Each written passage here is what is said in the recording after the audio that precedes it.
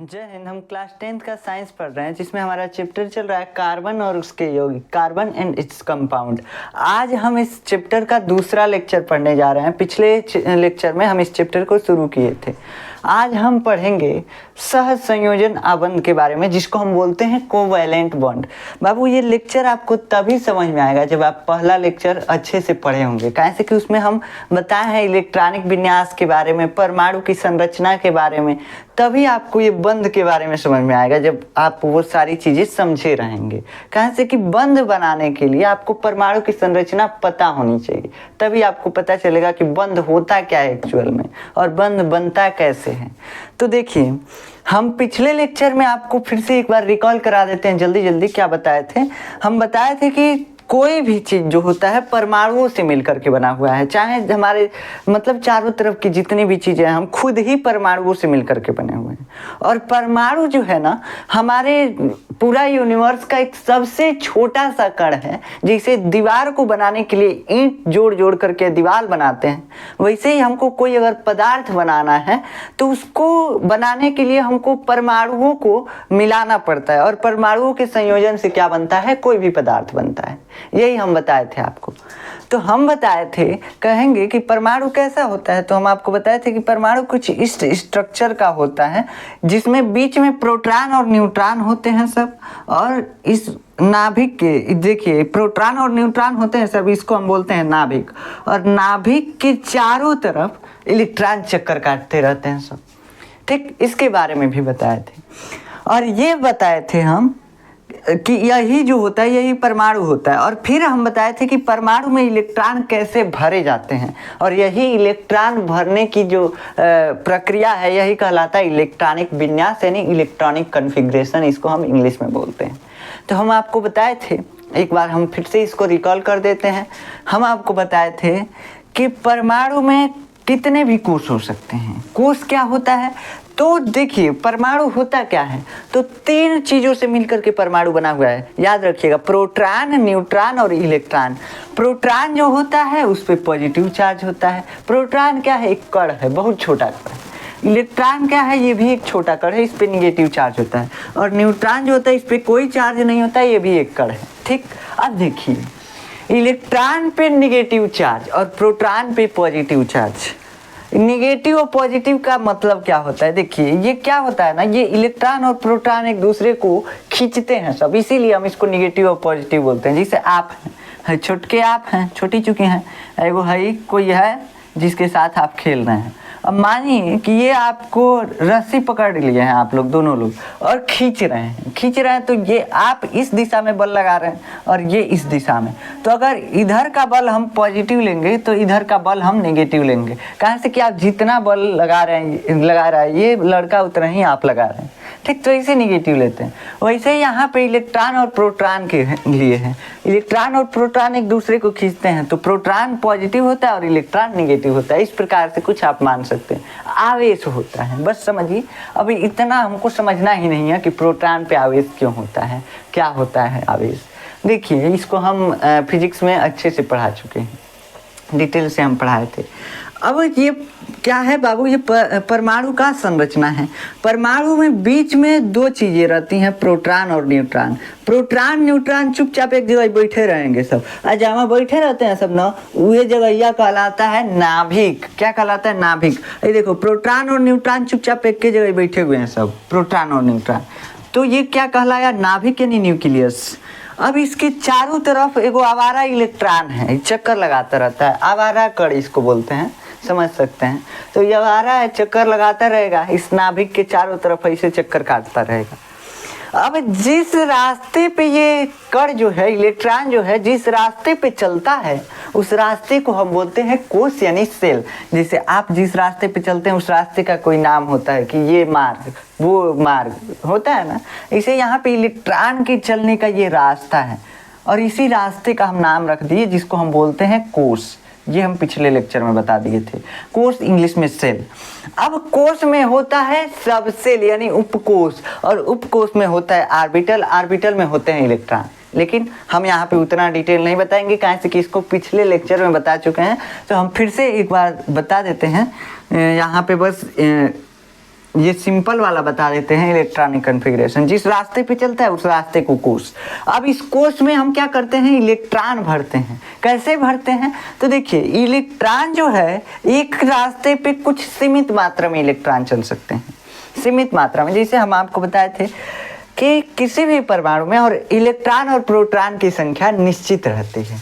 निश्चित का मतलब देखो हम बताए हैं कि परमाणु क्रमांक क्या होता है। एक चीज़ हम बताए थे आपको, परमाणु क्रमांक। तो जैसे हम कहे थे हाइड्रोजन है, हाइड्रोजन का परमाणु क्रमांक 1 होता है। तो हाइड्रोजन के परमाणु क्रमांक का मतलब हम आपको बताए थे कि परमाणु क्रमांक का मतलब आपको कौन चीज कि इस हाइड्रोजन के परमाणु में कौगो प्रोटॉन है।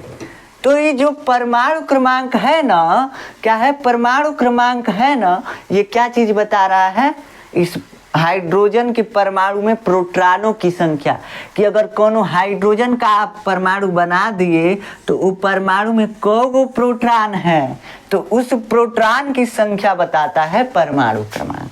ठीक, तो ये है परमाणु क्रमांक। और परमाणु क्रमांक यानी हाइड्रोजन का परमाणु क्रमांक 1 है, इसमें प्रोटॉन 1 है। और अगर जितना प्रोटॉन रहता है किसी परमाणु में उतना ही इलेक्ट्रॉन। तो सेम यहाँ पे, तो देखिए यहाँ पे हाइड्रोजन के परमाणु में 1 प्रोटॉन और 1 इलेक्ट्रॉन रहेगा। अब देखिए, अब मान लीजिए कोई ऐसा परमाणु आ गया जिसे कैल्शियम आ गया। कैल्शियम का परमाणु क्रमांक 20। इसका मतलब कि इसके परमाणु में नाभिक में कौगो प्रोटॉन बैठा हुआ है। तो बाबू प्रोटॉन 20 गो बैठा है, कौगो 20 गो। अब इलेक्ट्रॉन कौगो है इस परमाणु में, तो इलेक्ट्रॉन चक्कर काटता है। चक्कर काटता है मतलब कि इस नाभिक का चक्कर काटेगा। नाभिक है जहाँ प्रोटॉन और न्यूट्रॉन बैठे हुए हैं सब। न्यूट्रॉन कौगो संख्या में उससे हमको नहीं मतलब है, 20 गो प्रोटॉन है मालूम है। और जहाँ प्रोटॉन और न्यूट्रॉन बैठे होते हैं नाभिक है, और नाभिक के चारों तरफ एगो आवारा कण रहता है जिसको हम इलेक्ट्रॉन बोलते हैं, चक्कर काटता रहेगा। अब इलेक्ट्रॉन जो है कितना रहेगा, तो हम आपको बताए थे कि जितना प्रोटॉन होता है ना उतने इलेक्ट्रॉन होता है। जितना प्रोटॉन होता है ना उतना ही इलेक्ट्रॉन होता है किसी भी परमाणु में। तो अब देखो ये इलेक्ट्रॉन जो है 20 इलेक्ट्रॉन होंगे, लेकिन कुछ सीमित मात्रा में ही एक रास्ते पे चक्कर लगा सकते हैं। अब ये एक रास्ता है और इस रास्ते पे केवल और केवल 2 इलेक्ट्रॉन चक्कर लगा सकते हैं। इस दूसरे रास्ते पे केवल और केवल 8 इलेक्ट्रॉन चक्कर लगा सकते हैं। इसके बारे में हम आपको बताए थे कि पहले कोष में अधिकतम 2 इलेक्ट्रॉन, दूसरे कोष में अधिकतम 8 इलेक्ट्रॉन, तीसरे कोष में अधिकतम 18 इलेक्ट्रॉन। इसे आप मतलब रास्ता बनाते गए, परमाणु में ज़्यादा आते गए। देखिए अब मान लीजिए कि ये कैल्शियम का परमाणु है, इसमें हम 20 प्रोटॉन रख दिए इसके नाभिक में, ये इसका नाभिक बन गया 20 प्रोटॉन का नाभिक। ठीक, अब इसमें 20 इलेक्ट्रॉन है, भरेंगे कैसे, तो पहला रास्ता जिस पे इलेक्ट्रॉन चक्कर लगाते हैं उसमें कितने अधिकतम इलेक्ट्रॉन हो सकते हैं, तो 2। तो 2 इलेक्ट्रॉन इस पे चक्कर लगा रहे होंगे इस रास्ते पे। दूसरा रास्ता जिस पे इलेक्ट्रॉन चक्कर लगा रहे हैं इसमें 8 इलेक्ट्रॉन हो सकते हैं इस दूसरे कोष में। ठीक, तो 8 इलेक्ट्रॉन इसमें भर देंगे, भरिए।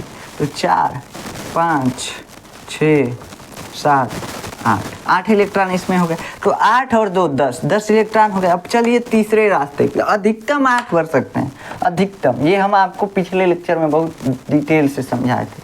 अब देखिए, अब 8 और 2 10 हो गए और 20 इलेक्ट्रॉन होते हैं, इसमें 10 को भर दीजिए। तो 10 इलेक्ट्रॉन इसमें भर देंगे तो पूरा ये कैल्शियम का परमाणु बन जाएगा।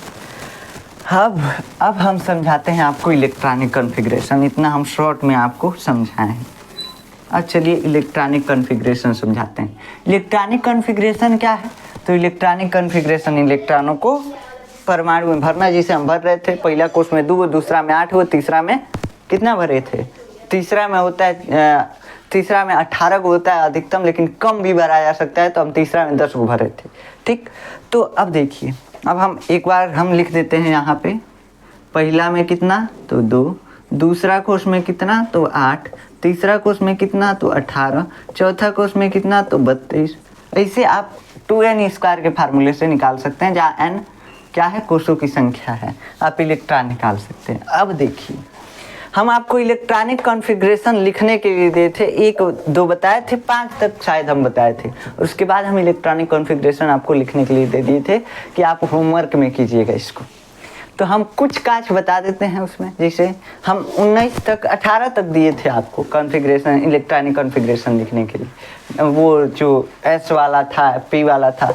देखिए पहले कोर्स में क्या हम बताए थे कि पहले कोर्स में एस सब सेल होता है, दूसरे सेल में क्या होता है, दूसरे सेल में एस और पी दोनों सब सेल होते हैं। तीसरे कोर्स में क्या होते हैं, तीसरे सेल में एस पी डी तीनों सब सेल होते हैं। चौथे सेल में क्या होता है, चौथे सेल में एस पी डी एफ ये 4 सब सेल होते हैं। पांचवें में भी यही 4 होते हैं। आगे जितना जाएंगे बस अब यही 4 मिलेंगे, ये हम बताए थे। अब इलेक्ट्रॉनिक कॉन्फ़िगरेशन लिखते हैं, तो पहले हम सिंपल तरीके से बता देते हैं। जैसे एक चीज़ आया होगा नियॉन, NE नियॉन 10 नंबर पे है, इसको इसीलिए बता रहे हैं। अब देखिए इसका इलेक्ट्रॉनिक कॉन्फ़िगरेशन हम सिंपल तरीके से कैसे लिख सकते हैं। 10 परमाणु क्रमांक मतलब 10 प्रोटॉन 10 इलेक्ट्रॉन। पहला कोष में भरो तो पहला कोष में केवल और केवल अधिकतम 2 भर सकते हैं। दूसरा कोष में भरो तो अधिकतम 8, 8 और 2 10, 8 और 2 10। अब इसका एक परमाणु बनाओगे, थोड़ा देखो परमाणु अगर इसका बनाएंगे तो ये हो गया इसका परमाणु। इसमें ये 1 इलेक्ट्रॉन 2 इलेक्ट्रॉन, अधिकतम 2 इलेक्ट्रॉन पहला में, दूसरा में 1 2 3 4 5 6 7 8 भर गया। ये है नियॉन इलेक्ट्रॉनिक कॉन्फ़िगरेशन हम किए हैं। तो पहला कोष में 2 इलेक्ट्रॉन, पहला में 1 2 भर दिए, दूसरा में 8, दूसरा कोष में 8 इलेक्ट्रॉन भर दिए। अब इसका हम एक तरीके से, और इस परमाणु का स्ट्रक्चर याद रखिएगा। देखिए इस परमाणु का स्ट्रक्चर क्या है, तो पहला में 2, दूसरा कोष में 8, बस इतना ही याद रखिएगा इसमें कि दूसरा कोष में 8 वो इलेक्ट्रॉन है। अभी हम इस पर कुछ चीज़ बताएंगे जिसको समझना पड़ेगा। तो दूसरा कोष में नियॉन में क्या होता है, 8 इलेक्ट्रॉन होता है। नियॉन याद रखिएगा, NE नियॉन, इसीलिए हम बता रहे हैं, थोड़ा इंपॉर्टेंट है। तो नियॉन जो है इसमें 8 इलेक्ट्रॉन होता है बाहरी कोष में, सबसे बाहरी कोष में। अब इसका हम एक बार मॉडर्न लेवल का करते हैं इलेक्ट्रॉनिक कॉन्फ़िगरेशन। तो इसमें क्या होगा, 1s2 2s2 और क्या होगा 2p 2p6 क्या हो गया इसमें हमारे नियॉन का इलेक्ट्रॉनिक कॉन्फ़िगरेशन 1s2 यानी पहले कोर्स के एस उपकोष में 2। देखो पहला में क्या हम बताएं, अभी बताए हैं बस एस उपकोष होता है। दूसरा में क्या बताएं, दूसरा में एस और पी दोनों होता है।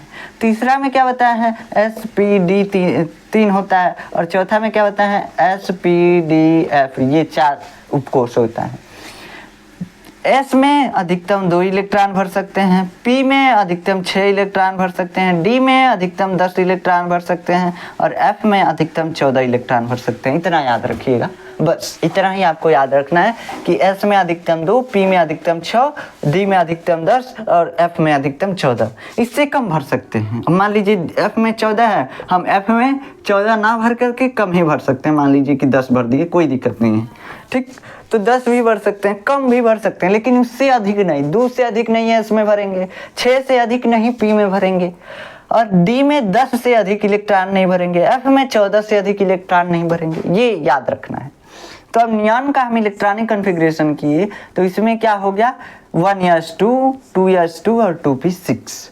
देखो P भी पूरा भर गया, S भी पूरा भर गया और 1s भी पूरा भर गया। तो ये इसका इलेक्ट्रॉनिक कॉन्फ़िगरेशन हो गया, यानी कि इलेक्ट्रॉनिक विन्यास हो गया। अब हम एक चीज़ और करते हैं, फास्फोरस का करते हैं। फास्फोरस 15 नंबर पे आता है। 15 नंबर मतलब 15 इलेक्ट्रॉन होंगे और 15 प्रोटॉन होंगे। इसका सिंपल तरीके से एक बार लिख लेते हैं। पहले कोष में 2, दूसरे कोष में 8, तीसरे कोष में अधिकतम कितना, तो 18। लेकिन 2 8 10 और ये हमारे पास 5 को बचा ही नहीं है, 5 को बचा ही है, तो 18 को भरेंगे कहाँ, तो तीसरे कोष में बस 5 को भर देते हैं। 18 भर सकता है अधिकतम, कम कितनों भर सकते हैं। देखो पहला में अधिकतम 2, दूसरा में अधिकतम 8, तीसरा में अधिकतम कितना भर सकते हैं, तो अधिकतम 18 भर सकते हैं, लेकिन कम भी भर सकते हैं, कोई दिक्कत नहीं है, चलेगा। अब देखो, अब इसका हम मॉडर्न लेवल वाला इलेक्ट्रॉनिक विन्यास करते हैं। तो ये क्या है, 1s2 2s2 2p6 और क्या हो जाएगा 3s2 और 3p 3p3 ये हो जाएगा। कैसे हम किए तो 1s2 यानी पहले कोष के s उपकोष में 2 इलेक्ट्रॉन, दूसरा कोष के s में 2 इलेक्ट्रॉन, दूसरा कोष के p में 6 इलेक्ट्रॉन, तीसरा कोष के s में 2 इलेक्ट्रॉन, तीसरा कोष के p में 3 इलेक्ट्रॉन। देखो इलेक्ट्रॉन अब गिन लो कितना हो गया, तो 2 2 4 और 6 10 और 10 2 12 3 15। इसमें फास्फोरस में कितना इलेक्ट्रॉन होता है तो 15 इलेक्ट्रॉन 15 प्रोटॉन। ये हो गया इलेक्ट्रॉनिक विन्यास इसका। अब चलिए अब हम अगला करते हैं। अगला जो हम 18 नंबर दिए थे आर्गन, आर्गन 18 तक हम दिए थे। हम इसके बीच का आप कर लीजिएगा यार, बहुत आसान है। हम पिछले लेक्चर में जैसे समझाए थे वैसे लिख लेना, हो जाएगा। अब देखो आर्गन का कैसे करेंगे, वैसे हम चार्ट दे देंगे, आप मिला लीजिएगा उसमें। ऐसे हम नोट्स भी डाल दिए हैं तो उसमें भी आप जाकर देख सकते हैं, उसमें भी हम लिखे हुए हैं। तो यहाँ पे आर्गन का हम कैसे करेंगे, आर्गन का सिंपल तरीके से एक बार करते हैं। पहले में 2 भरता है अधिकतम, दूसरे में अधिकतम 8 भरता है, 2 8 10 हो गया, 18 हमारे पास है, यानी 8 और ही बचा, 8 तीसरा में भर जाएगा। तीसरा में अधिकतम 18 भर सकता है, लेकिन हमारे पास तो 8 ही है तो 8 ही भर दिए। तो 2 8 8। देखो इसमें भी अंतिम कोष में क्या बचा, तो 2 और 8 और अंतिम कोष क्या है 8। तो देखो पहला में 2, दूसरा में 8, तीसरा में भी 8 हो। अब याद रखना आर्गन और नियान, याद रखना आर्गन और नियान में क्या था, आर्गन और नियान में लास्ट कोष में 8 इलेक्ट्रॉन थे केवल और केवल। अब चलिए हम आगे का इलेक्ट्रॉनिक विन्यास बताते हैं। 2 और बचा है 19 और 20, ये लगातार हम बताएंगे। कहाँ अभी बताते हैं, देखिएगा आपको थोड़ा कन्फ्यूजन होगा। आर्गन का फिर एक मॉडर्न तरीके से कर लेते हैं। 1s2 2s2 2p6 3s2 3p क्या हो जाएगा 3p6 हो जाएगा। अब चलिए हम पोटेशियम का करते हैं, जिसका परमाणु क्रमांक होता है 19। मतलब इसमें 19 इलेक्ट्रॉन है, 19 प्रोटॉन है। तो 19 इलेक्ट्रॉन कैसे भरेंगे, तो सिंपल तरीके से कर लेते हैं। 2 8 और इसमें लास्ट में 18 भर सकता है, 2 8 18, लेकिन हमारे पास 2 8 10, हमारे पास अब बचा 9 इलेक्ट्रॉन केवल। तो यहाँ पे लास्ट कोष में 9 इलेक्ट्रॉन भरती है। इसका इलेक्ट्रॉनिक विन्यास कैसे करें, तो देखिए 1s2 2s2 2p6 3s2 3p6 3d अभी भरते हैं। 3d में अभी एक भी नहीं भरे हैं, देखिएगा यहाँ पे, और 4s। अब देखिए अब आप बताइए कि इसमें कैसे हम इलेक्ट्रॉन भरें। पोटेशियम है, पोटेशियम का परमाणु क्रमांक क्या है बाबू 19 है। इसका हम 19 इलेक्ट्रॉनिक विन्यास किए तो 1s 2s 2p 3s 3p 3d 4s 4p लिख सकते हैं, 4d 4f लिख सकते हैं। आगे तक आप जितना चाहे लिख सकते हैं, लेकिन कोई दिक्कत नहीं, हम कोष लिख सकते हैं। अब इलेक्ट्रॉन कहाँ तक भरेगा, तो देखो 2 2 4 और 6 6 4 10 यहीं पे हो गया। और 19 हमारे पास इलेक्ट्रॉन ही था, तो 6 और 4 10 2 12 और 12 6 18, बचा 1 इलेक्ट्रॉन। अब 1 इलेक्ट्रॉन को आप कहेंगे कि 1 इलेक्ट्रॉन भरने में क्या है, डी में भर दीजिए। डी में अधिकतम 10 भर सकते हैं, हम 1 भर सकते हैं, कोई दिक्कत नहीं है, भर सकते हैं। ये सिंपल वाला होता है। लेकिन यहाँ पे आता है केमिस्ट्री में अपवाद। क्या अपवाद आता है बापू, आप यहाँ पे डी में इलेक्ट्रॉन भर ही नहीं सकते। जब भरेंगे गलती हो जाएगा। क्या बोले, जब भरेंगे गलती हो जाएगा। काहे गलती होगा, तो देखो एक आता है एनर्जी लेवल, कहाँ से ही आ गया, तो बाबू जैसे कहीं से कुछ टपक जाता है केमिस्ट्री में, वैसे यहाँ पे आया है। अब देखो एनर्जी लेवल क्या होता है। एनर्जी लेवल, इलेक्ट्रॉन को भरने के लिए हमको एनर्जी देने की आवश्यकता होती है। क्या बोले कि इलेक्ट्रॉन को भरने के लिए हमको एनर्जी देने की आवश्यकता होती है। परमाणु में अगर 2 इलेक्ट्रॉन भरना है तो 2 इलेक्ट्रॉन को ढकेल के परमाणु में भरेंगे, मतलब परमाणु में ढकेलेंगे ना तो भरा जाएगा, मतलब एनर्जी देना पड़ेगा। मतलब धक्का देना नहीं है, यहाँ पे हम एनर्जी देने के लिए बोले हैं। तो एनर्जी दे करके और इलेक्ट्रॉन को परमाणु में भरा जाता है। अब होता ये है कि परमाणु में इलेक्ट्रॉन एनर्जी के हिसाब से भरता है। जितना आप एनर्जी देंगे उसी हिसाब से भरेगा। तो देखो होता ये है कि इसका एनर्जी लेवल कम होता है 4s का, और 3D का ज़्यादा होता है। मतलब कि 3D वाले सब सेल में हमको ढकेलने के लिए इलेक्ट्रॉन को ज़्यादा दम लगाना पड़ेगा, लेकिन तनी मनी कम दम लगाना पड़ेगा किसमें? 4s में भेजने के लिए। 4s में भेजने के लिए तनी मनी कम दम लगाना पड़ेगा। तो बाबू देखो, होता ये है कि जब हम इलेक्ट्रॉन को भेजते हैं तो परमाणु में इलेक्ट्रॉन प्रवेश कर जाता है 3D के पहले एनर्जी पे। मतलब कि मान लो 3D में हमको भेजने के लिए 10 जूल ऊर्जा देना पड़ रहा हो, ठीक, 3D में भेजने के लिए हमको 10 जूल ऊर्जा देना पड़ रहा हो। एक इलेक्ट्रॉन हमारे पास बचा है, देखो 18 को भर दिए हैं, एक कहीं बचा है, याद रखना एक कहीं बचा है। ये वो इलेक्ट्रॉनों को ढकेल रहे हैं परमाणु में भरने के लिए ना, तो हो रहा है ये कि ये मान लो हमको 3D में भेजने के लिए 10 जूल ऊर्जा की आवश्यकता है, और हमको 4s में भेजना है अगर तो 9 जूल ऊर्जा की आवश्यकता है। तो होता यह है कि जब हम इलेक्ट्रॉन को एनर्जी देते हैं तो ये 3D में नहीं जाता है। काहे नहीं जाता है? काहे से कि हम एनर्जी धीरे धीरे ना अपना एनर्जी बढ़ाएंगे। तो अब धीरे धीरे बढ़ा रहे होते हैं, तो 1 2 joule, 3 joule, 4 joule, 5 joule, 6 joule, 7 joule, 8 joule और 9 जूल पे जैसे पहुंचेगा ना परमाणु में अंदर चला जाएगा। और कहाँ जाएगा? तो बाबू एनर्जी लेवल इसका डाउन होता है 4s का, इस 4s में जाके घुस जाता है इलेक्ट्रॉन, लास्ट वाला क्या होता है 4s में जाके घुस जाता है। तो आज से याद रखना 3D में इलेक्ट्रॉन नहीं भरता है, पहले 4s भरेगा उसके बाद 3D भरेगा। काहे से कि 4s का एनर्जी लेवल कम होता है, 3D का ज़्यादा होता है। 3D में इलेक्ट्रॉन भरना है हमको ज़्यादा ऊर्जा लगाना पड़ेगा, लेकिन अगर 4s में भरना है तो कम ऊर्जा में भर जाएगा। कम ऊर्जा में 4s में इलेक्ट्रॉन प्रवेश कर जाता है। तो इसलिए हम 4s में इलेक्ट्रॉन इसमें भरेंगे। तो यहाँ पे एक अपवाद आया, इस अपवाद को बहुत मतलब हम लोग भी माने थे, बहुत दिक्कत से हम लोग भी माने थे जब पढ़ रहे थे। तो हम लोग भी नहीं मानते थे कि ऐसा हो सकता है एनर्जी लेवल वगैरह, लेकिन मानना पड़ेगा बाबू, अपवाद होता है, ये एनर्जी लेवल के हिसाब से भरता है। एक्चुअल में अपवाद है ये नहीं है, ये एनर्जी लेवल के हिसाब से भर रहा है। इसलिए अब देखो ना, मान लो कि हमको परमाणु में इलेक्ट्रॉन भेजना, हम क्या जान रहे हैं कौन कोष में जा रहा है, हमको नहीं पता है, हमको नहीं पता है। अब एनर्जी के हिसाब से इलेक्ट्रॉन घुस रहा है परमाणु में, एनर्जी के हिसाब से। इन सब का एनर्जी लेवल पहले सबसे कम था 1s का, उसके बाद था 2s का 2p का, उसके बाद 3s का 3p का, ऐसे मतलब क्रमबद्ध था। तो ये क्रमबद्ध इलेक्ट्रॉन घुस गया। लेकिन जैसे हम भेजे अब लास्ट इलेक्ट्रॉन को, तो हम देख रहे हैं कि 3D में नहीं भर रहा है। काहे नहीं भर रहा है?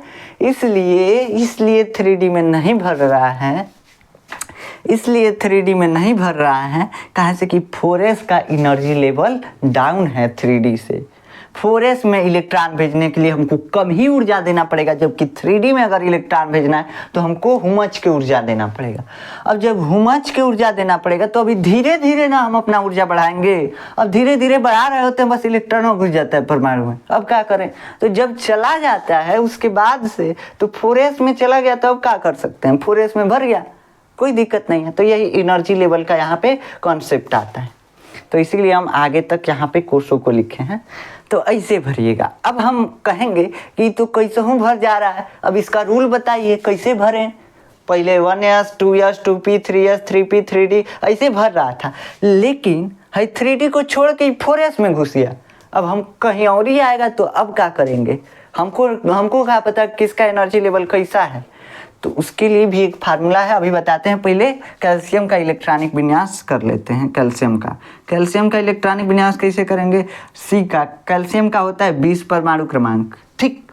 अब 20 परमाणु क्रमांक सिंपल तरीके से कीजिए। सिंपल तरीके से इसको पोटेशियम को किए हैं, तो इसमें देखिए 3D मतलब तीसरा सेल का D उपकोष खाली है, और तीसरा में कितना भरा हुआ है? तो 3s 3p मिला करके कितना 8। तो इसके भी देखो, इसके भी लास्ट कोष में, तीसरा कोष में 8 इलेक्ट्रॉन, और चौथा कोष में एगो पहुंच गया है, 4s में 1 इलेक्ट्रॉन पहुंच गया। तो ये सिंपल वाला अगर करते हम लोग तो गलती हो जाता है ना, गलती हो जाता। जैसे हम करते सिंपल वाला गलती हो जाता है, इसलिए मॉडर्न टेक्नोलॉजी लाया गया। देखो 1 का मतलब कि पहला कोष, 2 का मतलब दूसरा कोष, 3 का मतलब तीसरा कोष, 4 का मतलब चौथा कोष। 1 में कितना है 2, 2 में 2s 2p दोनों मिला के, तो दूसरा कोष में कितना है 2 और 6 8, तीसरा में 3s 3p 3d तीनों मिला करके, 3d में कौन इलेक्ट्रॉन है कहूँ ना 0 है, ठीक। अब 3s 3p मिला के कौन है, तो 3s है 3p मिला करके 2 और 6 8, ठीक। तो 8 इलेक्ट्रॉन तीसरा में। चौथा 4s में कौन इलेक्ट्रॉन है कहीं, ठीक। तो इसे इलेक्ट्रॉनिक कॉन्फ़िगरेशन लिखते हैं। अब कैल्शियम का लिखिए सिंपल तरीके से, पहले लिखते हैं सिंपल तरीका वाला, फिर देखिएगा गलती होगा। 2 8 और तीसरा में कितना भरता है 18 भरता है, कोई दिक्कत नहीं है। 18 से हम कम भर सकते हैं, तो 2 8 10 हो गया, हम इसमें 10 को भर देते हैं, लेकिन अभी ये गलती होगा, देखिएगा कैसे। अब हम इसका मॉडर्न वाला करते हैं, तो 1s 2 2s 2 2p 6 3s कितना हो गया 2, 3p कितना हो गया 6, फिर 3d लिखिए 4s लिखिए। अब देखिए अब दिक्कत आया क्या, 4s का एनर्जी लेवल डाउन, यहाँ पे भी कॉन्सेप्ट आ गया, 3s का एनर्जी लेवल ज़्यादा है। तो अब क्या होगा, 2 2 4 और 6 10 और 10 2 12 और 6 18 इलेक्ट्रॉन भर दिए हैं। हमारे पास कौ बचा है 2 इलेक्ट्रॉन। 2 इलेक्ट्रॉन देखो, पी में अधिकतम 6 भर सकता है, अधिकतम हम भर दिए हैं 6 को, लेकिन अब भेजेंगे डी में, लेकिन डी में जाएगा नहीं। काहे नहीं जाएगा, कहे से कि उसके पहले एनर्जी लेवल है इसका 4s का, तो 4s में जाके घुस जाएगा इलेक्ट्रॉन। तो ये दोनों इलेक्ट्रॉन कहाँ चला जाएगा 4s में, तो 4s2। देखो s में अधिकतम 2 इलेक्ट्रॉन भर सकते हैं। अब अगर 21 का आप करेंगे तो वो जो बचेगा एक इलेक्ट्रॉन अब डी में जाएगा। कहे से कि 4s से ज़्यादा, 4s से थोड़ा सा ही ज़्यादा होता है एनर्जी लेवल इसका 3d का, 3d से थोड़ा सा ही कम होता है 4s, ठीक। इसीलिए 4s में प्रवेश कर जा रहा है। तो अब देखिए, अब S जो है जिसका एनर्जी लेवल डाउन था वो अब पूरा भर चुका है, अब इलेक्ट्रॉन नहीं खाएगा, भूखाया था जितना उतना, मतलब खाना खा लिया है, अब कोनो दिक्कत नहीं है। अब अगर इलेक्ट्रॉन आएगा तो अब 3D में जाएगा, अब 3D में जा सकता है, कोई दिक्कत नहीं है। जैसे अब हम लिख देते हैं, एक आपको संतुष्टि नहीं होगी तो स्केडियम 21 का लिख देते हैं, जिसका इलेक्ट्रॉनिक कॉन्फ़िगरेशन होगा 1s2 2s2 2p6 3s2 3p6 3d 4s, ठीक। अब देखिए 2 2 4 और 6 10 10 2 12 और 6 18, ठीक। 18 को भर गया, 21 है, 18 3 21 मतलब 3 गो हमारे पास इलेक्ट्रॉन है। लेकिन S में, S उपकोष में कौन अधिकतम भरता है, यहाँ पे लिखे हैं 2 गो, कौन 2 गो अधिकतम भरता है। अब S उपकोष में 2 गो अधिकतम भरता है, 3D से कम एनर्जी है, एनर्जी लेवल है 4s का। अब 4s का कम एनर्जी लेवल है, इसका मतलब हम 4s में इलेक्ट्रॉन को भर सकते हैं। कौ गो इलेक्ट्रॉन अधिकतम 2 गो, लेकिन हमारे पास तो 3 गो था, हमारे पास तो 3 गो था, सही है ना, 3 गो था, एक गो भी बच गया। तो अब क्या करें, जो अधिका हुआ वो डी में भेज दो, जो अधिका हुआ क्या बोले डी में भेज दो। तो ऐसे इलेक्ट्रॉनिक कॉन्फ़िगरेशन हम लिखते हैं। अब समझ में आया आपको इलेक्ट्रॉनिक कॉन्फ़िगरेशन कैसे लिखते हैं। अब आप बीच के सभी परमाणुओं का इलेक्ट्रॉनिक कॉन्फ़िगरेशन लिख दीजिएगा। हम वैसे नोट्स में 20 तक लिखे हुए हैं, आप जा करके वहाँ से देख सकते हैं। अब चलिए हम आगे की चीज़ों को समझते हैं। याद रखिएगा नियॉन और यहाँ पे नियॉन में और आर्गन में, याद रखिएगा क्या हुआ था, नियॉन और आर्गन के परमाणु में सबसे लास्ट कोष में क्या आया था, 8 इलेक्ट्रॉन भरे थे। अब चलिए अब हम एक चीज़ समझते हैं अस्थायित्व के बारे में, जिसको हम बोलते हैं अस्थायित्व। अस्थायित्व क्या होता है, देखिए जैसे आप हैं, आप तब तक नहीं अस्थायी होंगे जब तक आपका ब्याह नहीं होगा, है ना, सही कहा है ना। तो तब तक आप अस्थायी नहीं होंगे, तब तक ऐसे चक्कर पकड़ करते रहेंगे, क्लास में बैठेंगे इधर देखेंगे, आप पढ़ रहे होंगे तो इधर उधर देखेंगे, तब तक चक्कर पकड़ करते रहेंगे। लेकिन जब आपका ब्याह हो जाएगा आप अस्थायी हो जाएंगे। इससे वैसे परमाणु के साथ हुई है, जो भी परमाणु होते हैं सब, जितने भी परमाणु हैं किसी भी पदार्थ के, जितने भी परमाणु हैं सबके साथ एक प्रॉब्लम आता है, वो सब भी अस्थायी नहीं रह पाते हैं, वो भी चक्कर पकड़ करते रहते हैं सब। क्या ये करते हैं, तो ये किसी के साथ क्रिया कर लेते हैं। जैसे आप हैं किसी के साथ बतियाने लगते हैं, वैसे ये भी हैं किसी के साथ क्रिया करने लगते हैं। अब इनको अस्थायी होने के लिए क्या करना चाहिए, किसी के साथ क्रिया करने का मतलब कि दूसरे किसी परमाणु से जाकर के जुड़ जाते हैं, ठीक, जुड़ जाते हैं। अब जैसे आप जुड़ जाते हैं वैसे ही सेम परमाणु भी हैं, सब जुड़ जाते हैं सब। जैसे आपका ब्याह होता है वैसे इन सब का भी ब्याह हो जाता है, समझिए इसे। अब देखिए अब क्या होता है, अब इनको अस्थाई करने के लिए क्या होता है, इनके लिए रस्म क्या होता है। अब देखो यहाँ पे हमको परमाणु को अस्थाई करना है। परमाणु अस्थाई कब होते हैं या अस्थाई कब होते हैं, तो आप जैसे अभी अस्थाई है वैसे परमाणु भी अभी अस्थाई है। तो देखो परमाणु को अस्थाई तब माना जाता है, किसी भी परमाणु को अस्थाई तब माना जाता है जब उसके लास्ट कोष में यानी कि अंतिम कोष में कितने इलेक्ट्रॉन हो, 8 इलेक्ट्रॉन हो, अष्टक पूरा होना चाहिए। हम ये आपको पिछले लेक्चर में भी बताए थे और अभी इस लेक्चर में हम बोल रहे थे बाबू नियॉन पे और आर्गन पे ध्यान देना। क्या बोले, नियॉन पे और आर्गन पे ध्यान देना, ये सब दोनों अस्थाई हैं। क्या है, अस्थाई हैं। तो देखो जब किसी परमाणु के या जब किसी तत्व के परमाणु में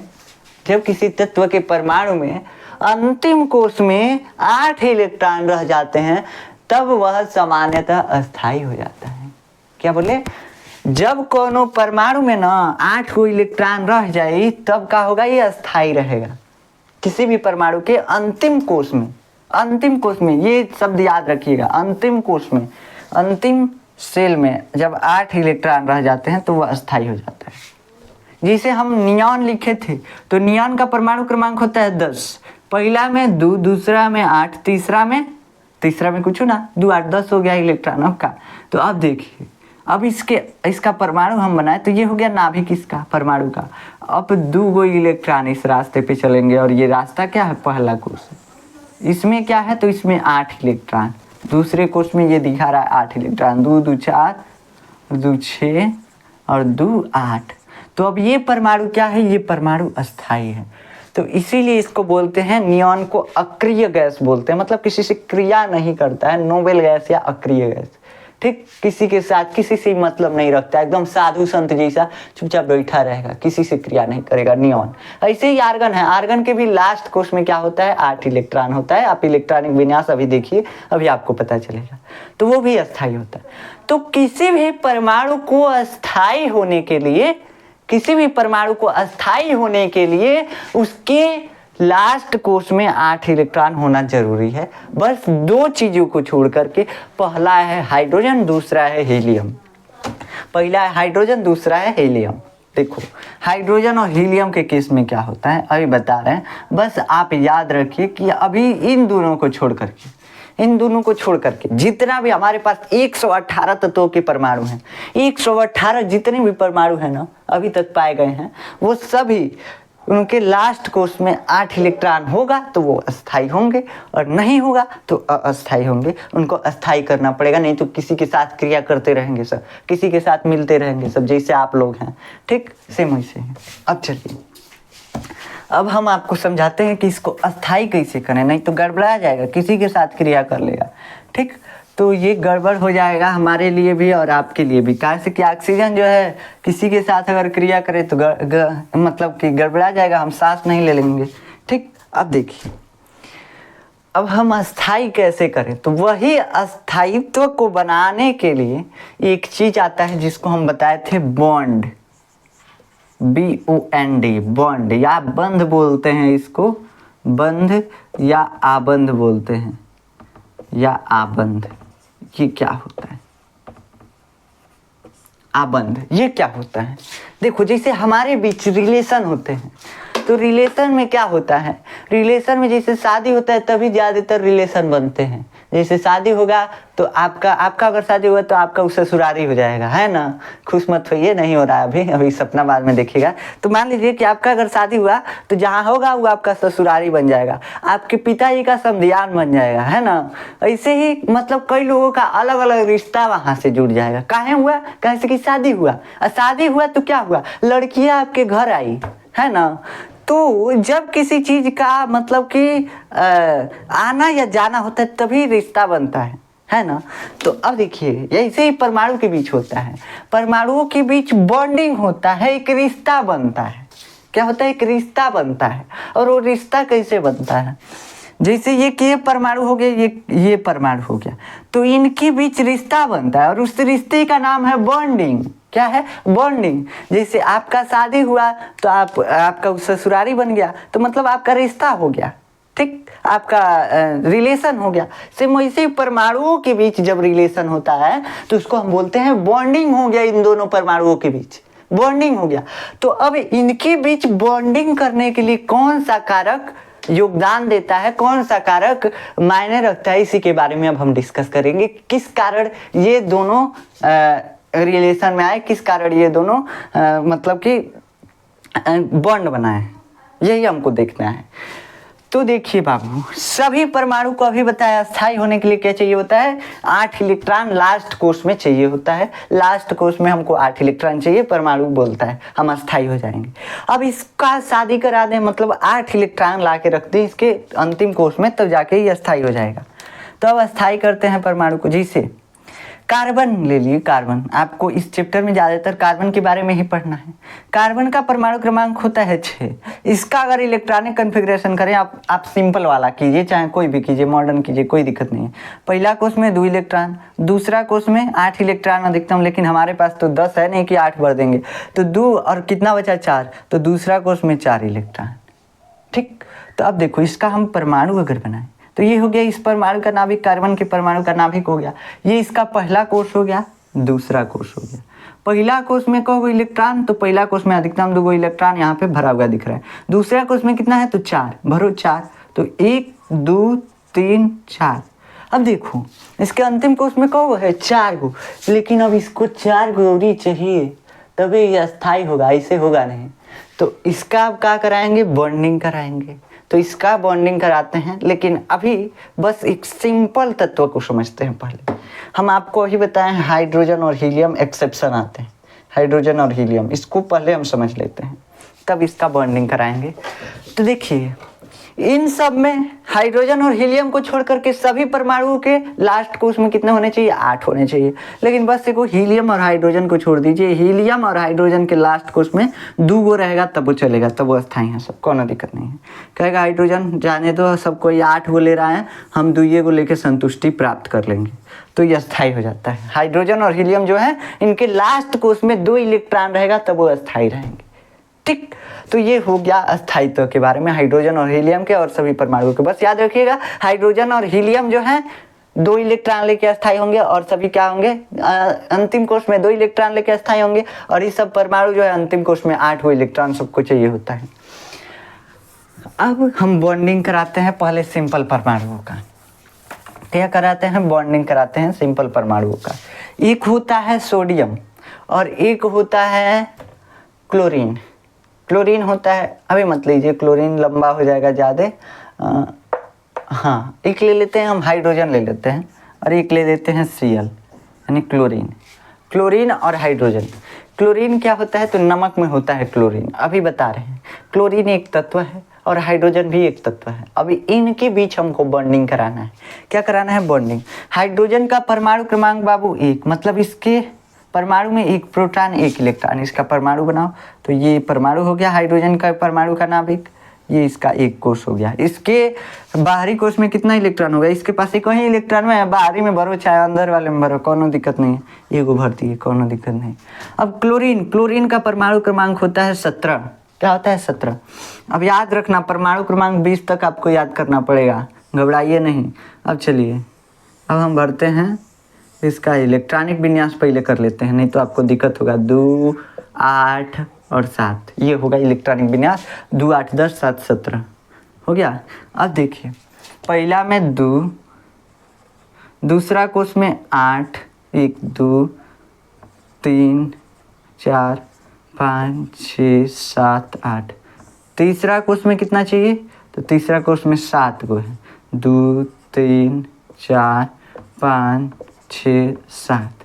अब देखो लास्ट कोष तीसरा है, इसमें लास्ट सेल क्या है, तीसरा है, और तीसरा में 7 गो इलेक्ट्रॉन है, तीसरा में 7 गो इलेक्ट्रॉन है। लेकिन इसको चाहिए क्या, इसको तो चाहिए 8 गो, इसको तो चाहिए 8 गो।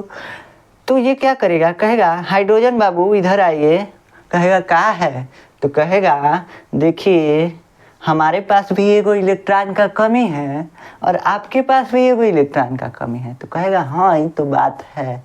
तो कहेगा क्या करें इसका समाधान? तो कहेगा चलिए हम अपने में रिश्ता बना लेते हैं, अपना रिलेशन एगो बना लेते हैं। कहेगा कैसे, इससे हमको क्या फायदा होगा? तो कहेगा देखिए है परमाणु जो है Cl, कहेगा देखिए क्या होगा कि अगर आप एगो इलेक्ट्रॉन हमको अपना देते हैं तो आप तो खलिया जाएंगे।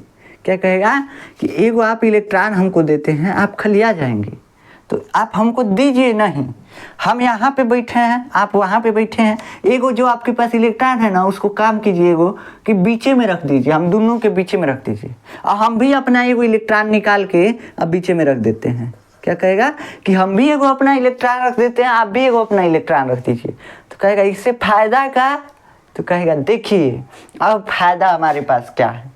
कहेगा कि अब अगर हमारे पास एक इलेक्ट्रॉन की कमी थी तो देखिए हम एगो निकाल के रखे हैं, मतलब कि 2 इलेक्ट्रॉन की कमी हो गई। देखो बाहरी कोश में अब कितना बचा, 1 2 3 4 5 6 8 को चाहिए, तो अब हमारे पास 2 की कमी हुई, हम ये दोनों ले लेते हैं। कहेगा ठीक है ले लीजिए, लेकिन हम क्या करेंगे, हम कहीं का मतलब इलेक्ट्रॉन से तिहा लाए थे, हमको भी तो कुछ फायदा होना चाहिए। तो कहेगा हाँ होगा। तो कहेगा देखो जब तुमको जरूरत हुआ तो तुम ही दोनों इलेक्ट्रॉन ले लेना, तुम 2 इलेक्ट्रॉन लेके अस्थायी हो जाते हो, और अगर हमको जरूरत पड़ेगा तो हम दोनों लेके अस्थायी हो जाएंगे। तो ये दोनों क्या होगा, अस्थायी हो गए। और यही हो जाता है बॉन्डिंग, यही हो जाता है बॉन्डिंग। एक एक इलेक्ट्रॉन दोनों साझा किए हैं, इसलिए इनके बीच सिंगल बॉन्ड HCl। ठीक, यही बॉन्डिंग है, यही जो रिलेशन बन गया, दोनों एक दूसरे पे डिपेंडेंट है। अगर ये अपना एगो इलेक्ट्रॉन लेके भाग जाए तो ये Cl अस्थायी हो जाएगा कि नहीं? अगर Cl अपना एगो इलेक्ट्रॉन लेके भाग जाए तो ये अस्थायी हो जाएगा, हाइड्रोजन। अभी नहीं समझ में आया आपको बॉन्डिंग के बारे में, एक चीज़ और समझाते हैं, छोड़िए इसको। Cl का परमाणु हम बनाए थे, हम गलती से मिटा दिए, क्या करें। देखिए Cl का परमाणु रहने दीजिए, अभी समझाते हैं। ये हो गया तीसरा उपकोष, इसमें 2, इसमें 8 इलेक्ट्रॉन भर लीजिएगा, 2 2 4 6 7 8 इलेक्ट्रॉन। तीसरे में कितना है, 7 है, 4 5 6 7, 1 इलेक्ट्रॉन की कमी है। एक हम हाइड्रोजन की जगह पे दूसरा परमाणु लेते हैं जिससे आपको अच्छे से समझ में आएगा, जिसको हम बोलते हैं सोडियम। सोडियम का परमाणु क्रमांक कितना होता है, 11। इलेक्ट्रॉनिक विन्यास कीजिए, 2 8 2 8 10 हो गया, एगो बचा 1। ठीक, अब कहेगा ये कि हमारे पास एगो है, मतलब 7 को चाहिए हमको। तो ये क्या कहेगा, परमाणु यहाँ पे आएगा। अब पहले कोष में 2 इलेक्ट्रॉन, दूसरे कोष में इसके 8 इलेक्ट्रॉन, भरते रहो। दूसरे कोष में 8 इलेक्ट्रॉन, तीसरे कोष में केवल और केवल 1 बचा है। अब क्या होगा, अब इसको अस्थायी होने के लिए 7 इलेक्ट्रॉन चाहिए, इसको अस्थायी होने के लिए केवल और केवल 1 इलेक्ट्रॉन चाहिए, है ना। केवल और केवल इसको अस्थायी होने के लिए 1 चाहिए, इसको अस्थायी होने के लिए 7 चाहिए। तो क्लोरीन कहेगा देखिए आइए हमारे पास आइए, सोडियम से कहेगा आइए हमारे पास, हम आपका समाधान करते हैं। कहेगा क्या समाधान करेंगे?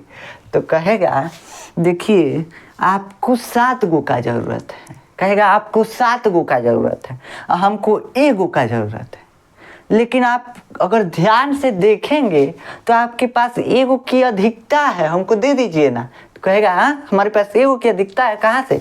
तो कहेगा देखिए अगर आप 1 गो इलेक्ट्रॉनवा हमको दे देते हैं ना तो हम तो अस्थायी हो जाएंगे, लेकिन आप भी अस्थायी हो जाएंगे। कैसे? तो आपका एगो बाहरी कोष में जो इलेक्ट्रॉन था वो निकल के हमारे पास चला आया, मतलब आपके बाहरी कोष में एक भी इलेक्ट्रॉन नहीं बचा। अब बाहरी कोष बन गया दूसरा कोष, और आपके दूसरे कोष में क्या है, 8 गो इलेक्ट्रॉन है। तो कहेगा हाँ हमारे पास तो दिमाग ही नहीं था, तो इलेक्ट्रॉन इसको दे देगा। लेकिन अब इनके बीच जब किसी चीज़ का आदान प्रदान होता है, आप जानते हैं कि क्या हो जाता है, रिलेशन बन जाता है। जैसे आपके यहाँ शादी होता है तो लड़की आती है आपके घर, रिलेशन बन जाता है ना। वैसे सेम यहाँ पे है। यहाँ पे क्या होता है, यहाँ पे इलेक्ट्रॉन इस परमाणु से निकल के इसमें चला आया। अब इलेक्ट्रॉन इस परमाणु से निकल के इसमें चला आया तो क्लोरीन के पास भी 8 को इलेक्ट्रॉन हो गया और इसके पास भी 8 को। कैसे 8 को? तो इसके बाहरी कोष में कहीं था और इसके जस्ट पीछे वाले कोष में क्या था? 8 को। कहेगा कि अगर हमको 7 को चाहिए तो 7 को कोनो देगा ही नहीं, इससे बढ़िया एगो दान कर देते हैं। कोनो 7 को देने के लिए तैयार होगा इसको? कहेगा हम 7 को दान करेंगे। क्लोरीन कहेगा हम 7 को नहीं दान कर पाएंगे। तो ये दान नहीं कर पाएगा, 7 को नहीं दे पाएगा, इसलिए कहेगा कि तुम अपना एक ही दो, हमको ढेर देना पड़ेगा तुमको। अगर तुम अपना एक दे देते हो तो हम अस्थाई हो जाएंगे और तुम भी अस्थाई हो जाओगे। तो कहेगा लो क्या दिक्कत है, एक लो अस्थाई हो जाओ, और अस्थाई हो जाते हैं सब दोनों, स्टेबल हो गए। तो क्या हो गया? हाइड्रोजन और क्लोरीन सोडियम और क्लोरीन दोनों अस्थाई हो गए और ये बन गया आपका Na और बॉन्ड Cl।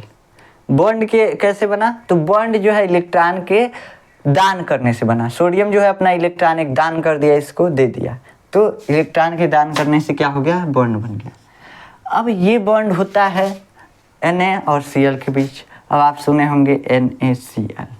पूछेगा कोई नमक का सूत्र बताओ बबुआ, तो कहोगे NaCl होता है, बोल देते हो। कैसे NaCl के बीच बॉन्ड बना? तो ये कहो इलेक्ट्रॉन दान करने से।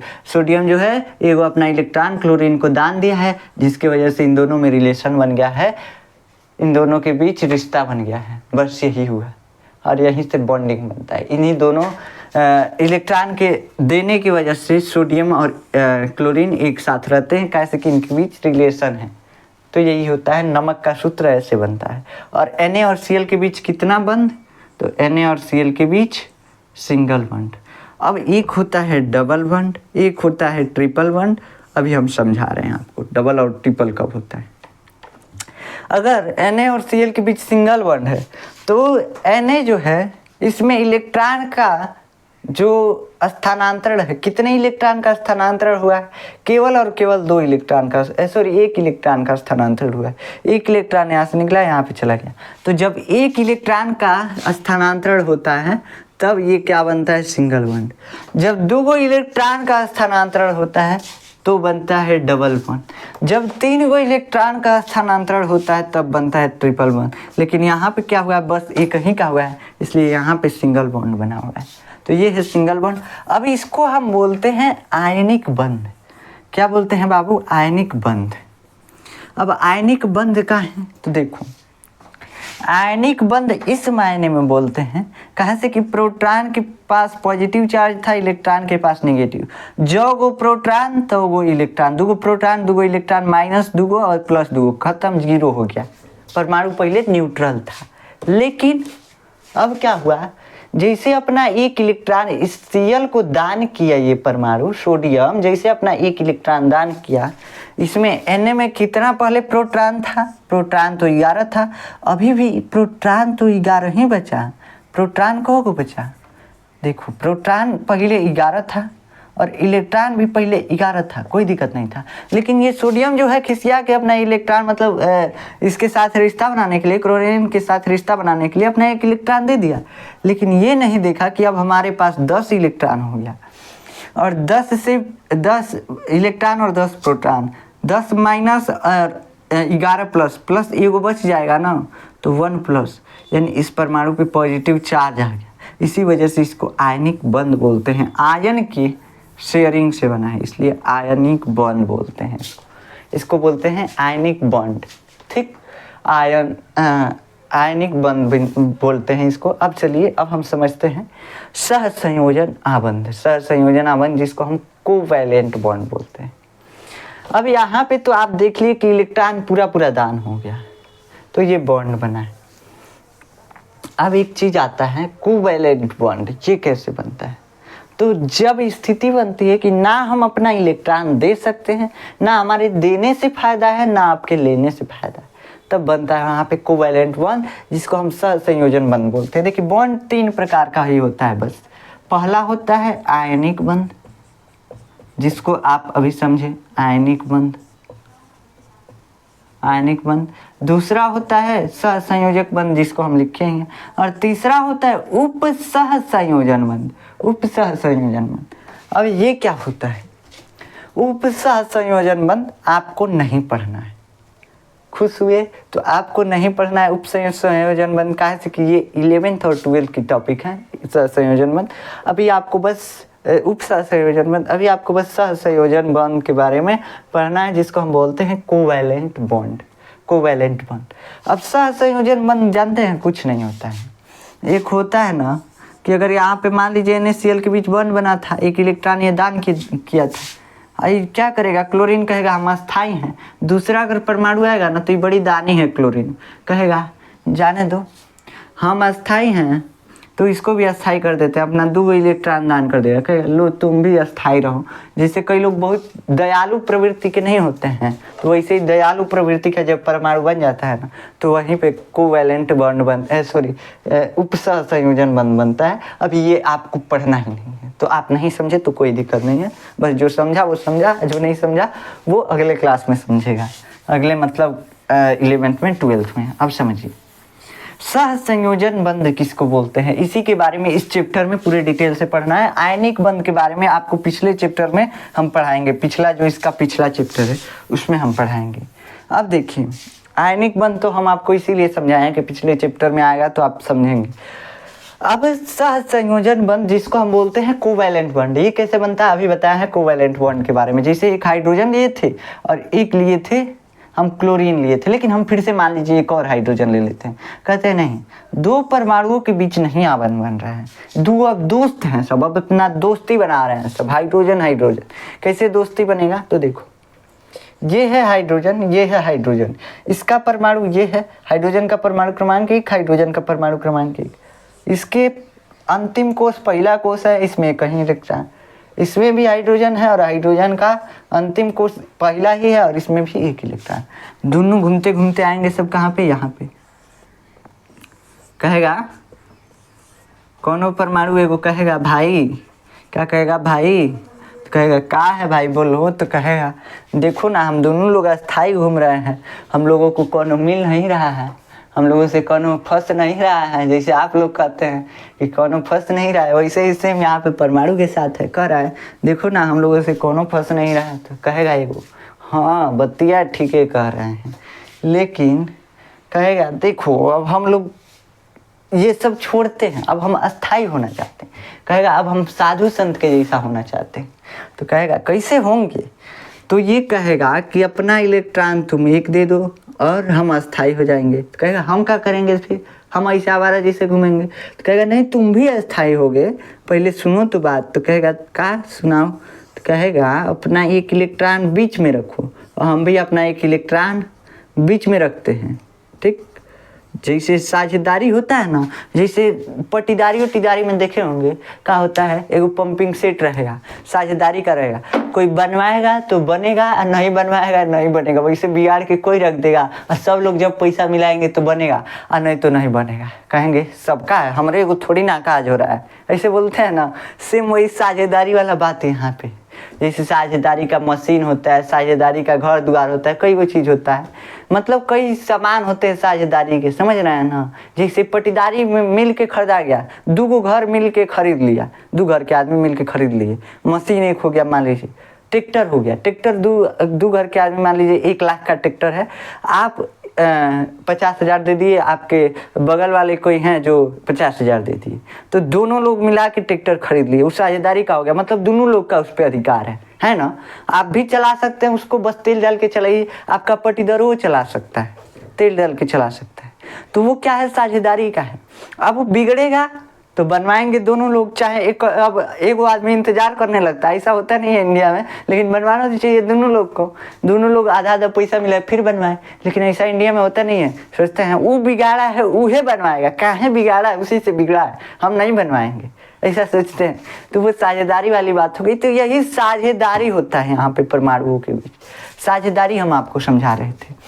साझेदारी क्या होता है, कहता है देखो आपके पास भी 1 इलेक्ट्रॉन है और हमारे पास भी 1 इलेक्ट्रॉन है, क्यों ना हम दोनों लोग अस्थाई हुआ जाए। कहेगा कैसे, तो देखो तुम अपना 1 इलेक्ट्रॉन बीच में रखो, हम भी अपना 1 इलेक्ट्रॉन बीच में रखते हैं। तो कहेगा हाँ ठीक है रख दिए। कहेगा अगर हमको ज़रूरत पड़ेगा अस्थाई होने का तो हम दोनों लेके अस्थाई हो जाएंगे, अगर तुमको ज़रूरत पड़ेगा अस्थाई होने का तो तुम लेके अस्थाई हो जाना, ठीक। तो तुम दोनों अस्थाई, हम दोनों रहेंगे, कोई दिक्कत नहीं आएगी, कोई हम लोगों से नहीं भिड़ेगा। कहेगा हाँ ये तो बात सही है। अब आप कहेंगे कि कब दोनों को एक के बार अस्थाई होने का जरूरत पड़ गया तो बाबू ये दोनों एक्चुअली में एक के बार अस्थाई रहते हैं सब। कैसे? तो देखो ये परमाणु जो होते हैं बहुत पास पास होकर के बॉन्डिंग करते हैं। ये परमाणु जो होते हैं बहुत पास पास होकर के बॉन्डिंग करते हैं और ये इनका कोष जो है कोलैप्स हो जाता है।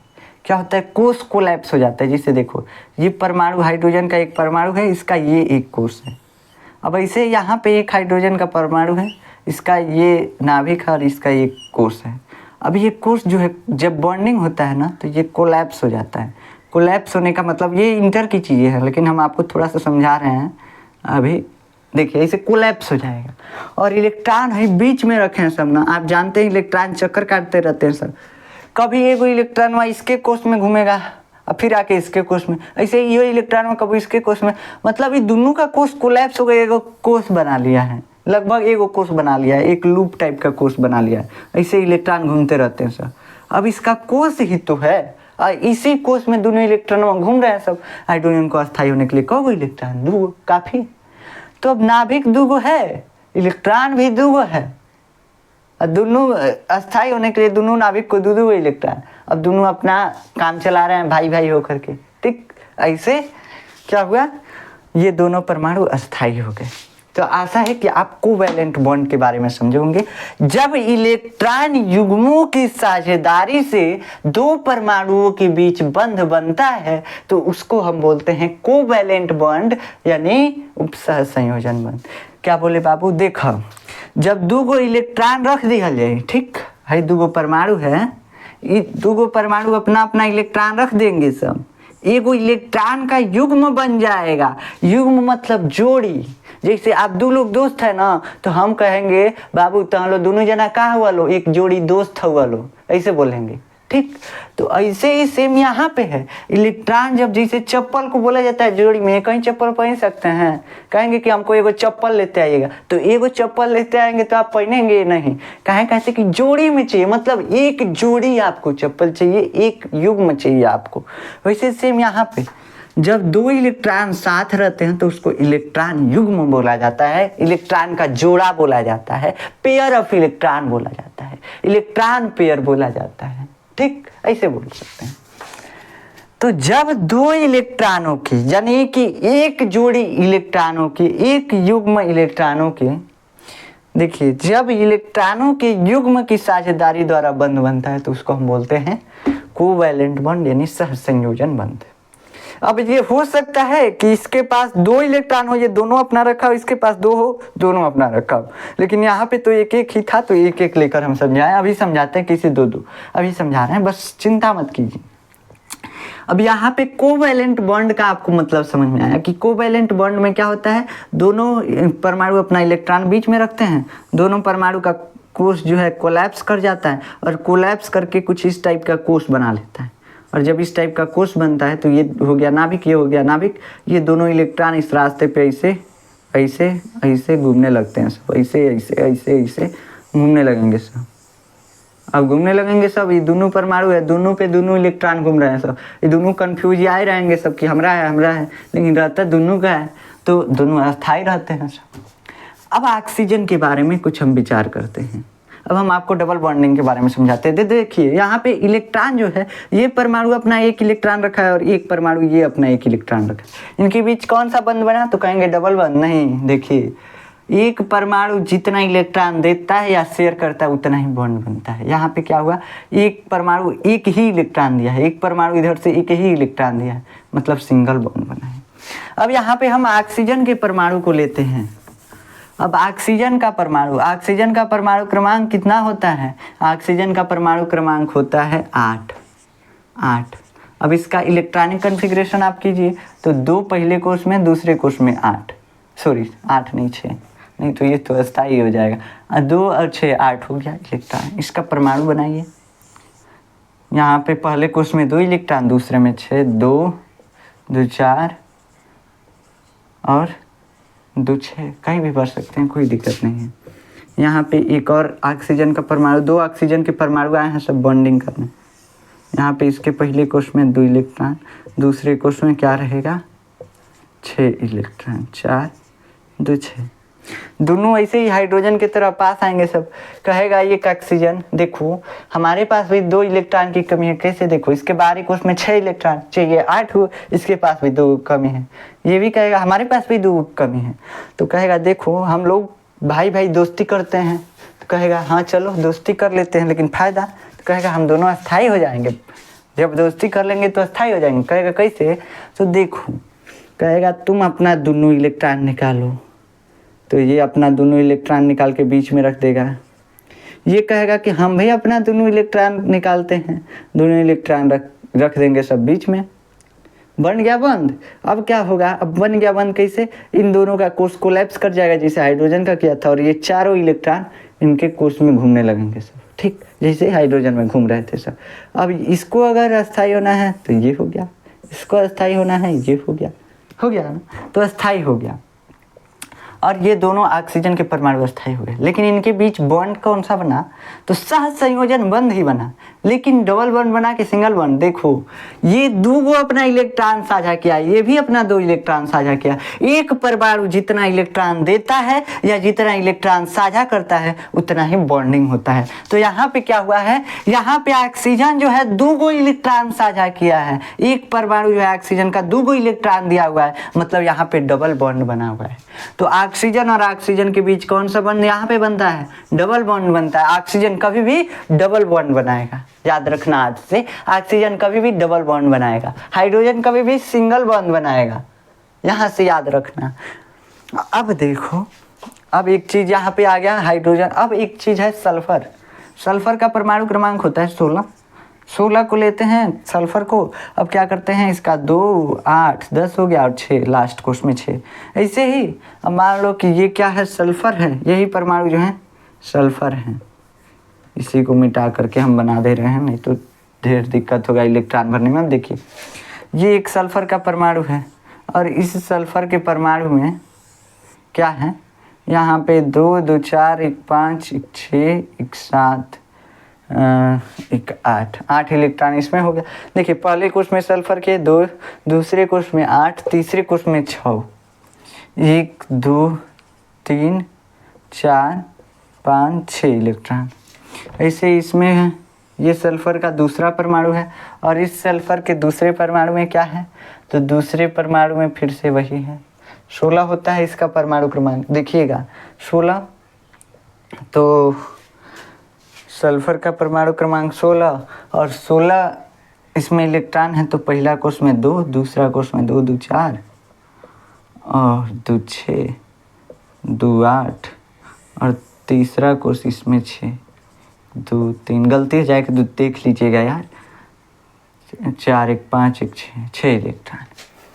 अब इस सल्फर को भी 2 की इलेक्ट्रॉन की जरूरत है, इसको भी 2 की इलेक्ट्रॉन की जरूरत है। तो कहेगा दोनों लोग अपना इलेक्ट्रॉन बीच में रखते हैं, दो इलेक्ट्रॉन बीच में रख दिए। कहेगा अब जब भी जिसको भी जरूरत हो गया, मतलब हमारा इलेक्ट्रॉन ले लिए हम, अपना इलेक्ट्रॉन अस्थाई हो गया। तो ये दोनों अस्थाई हो गए, सब इनके बीच अस्थाई तो हो गया, यानी बॉन्डिंग बन गया। कितना इलेक्ट्रॉन शेयर करने से बना है, तो 2 यानी डबल बॉन्ड बना है। सल्फर के बीच भी डबल बॉन्ड बनता है, याद रखिएगा 2 बंद बनेगा। डबल बॉन्ड मतलब कि हरदम डबल बॉन्ड नहीं, 2 बंद कभी भी बनेगा। जैसे सिंगल बॉन्ड भी बन सकता है, मान लीजिए हाइड्रोजन सिंगल बॉन्ड बनाता है, तो अब सल्फर क्या है, बंध कैसे बनता है, जब 8 इलेक्ट्रॉन पूरा हो जाए तो क्या करेगा, हाइड्रोजन कहेगा ये कहो का नहीं शेयर कर सकते हो सल्फर भाई, तो कहेगा क्यों नहीं, बस 2 लोग हमारे पास शेयर करने वाले होने चाहिए, तो शेयर कर लेगा। देखो कैसे, यहाँ पे हाइड्रोजन कहेगा कि हमको भी अस्थाई होना है। एक सल्फर है, एक सल्फर का परमाणु है 2 8 10 और 4 2 6, यानी 2 इलेक्ट्रॉन यहाँ पे भी है।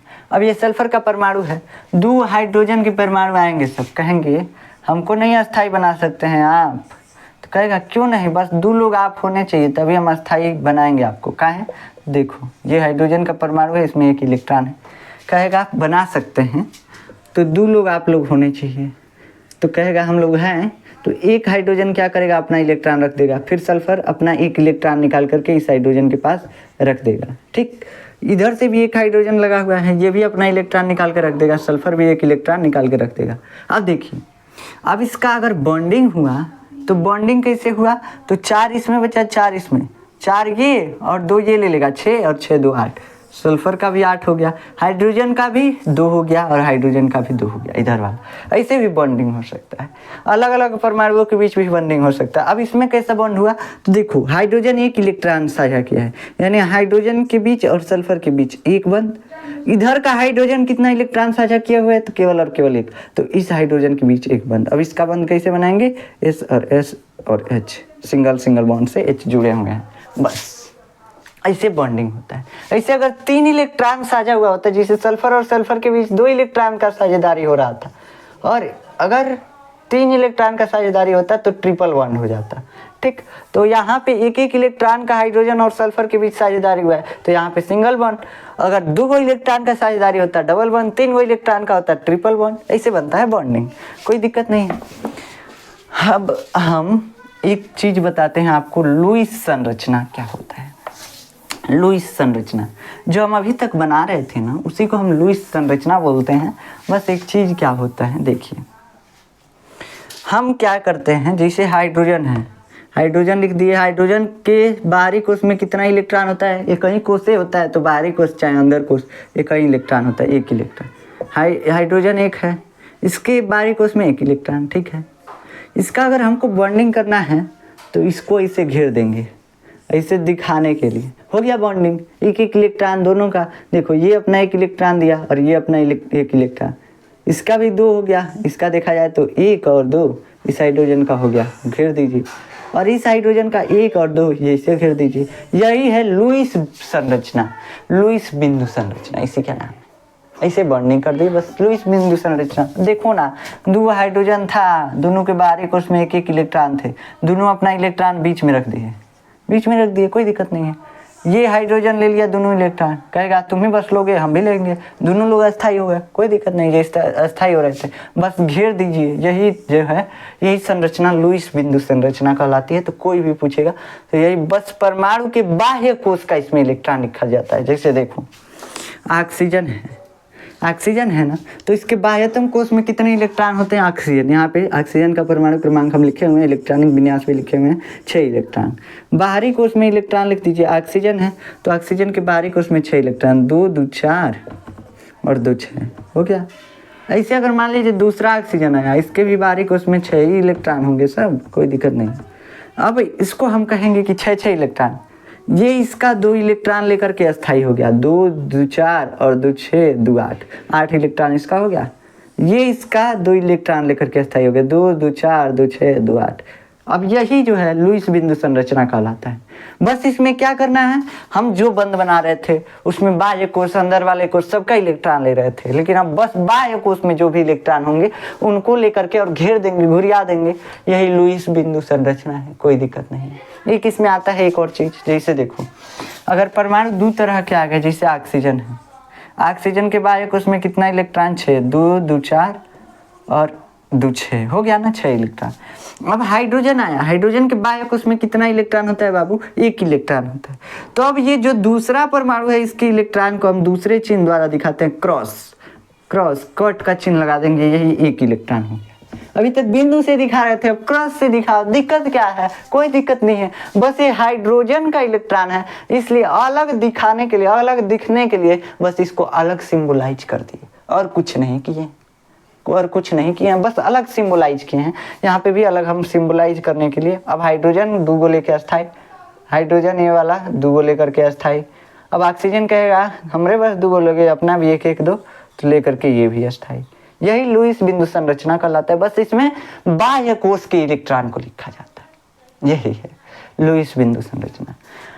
अब सबसे मेन चीज जो हमको देखना था वो था हमारे पास, वो था क्या, वो था हमारे पास कार्बन। अब कार्बन के बीच क्या बनता है, हरदम सह संयोजन बंध बनता है। हरदम कभी भी देखेंगे जो कार्बन है वो बंध नहीं बना पाता है, आयनिक बंध नहीं बना पाता है। कैसे, देखो कार्बन के बाहरी कोश में कितने इलेक्ट्रॉन होते हैं? पहले हम कार्बन का इलेक्ट्रॉनिक विन्यास लिखते हैं। कार्बन का परमाणु क्रमांक एकदम रट लो 6 होता है परमाणु क्रमांक, मतलब 6 गो प्रोटॉन 6 गो इलेक्ट्रॉन। इसका इलेक्ट्रॉनिक विन्यास 2 और 4। इसके बाहरी कोश में 4 इलेक्ट्रॉन, पहला कोश में 2 इलेक्ट्रॉन और दूसरा बाहरी कोश बन गया, इसमें 4 इलेक्ट्रॉन। कोई दिक्कत नहीं है, 4 इलेक्ट्रॉन भर दिए। अब इसके बाहरी कोश में 4 इलेक्ट्रॉन है और बाहरी कोश में इसको चाहिए 8। ना ये चारों दे के अस्थाई बन सकता है और ना ये चारों रख करके अस्थाई बन सकता है। अब ये फंस गया है बीच मझधार में। क्या फंस गया? बीच मझधार में। अब क्या होगा? मान लो क्लोरीन इसके पास आएगा, क्लोरीन, और क्लोरीन के बाह्य कोश में कितना होता है अभी बताया? 7 इलेक्ट्रॉन होता है।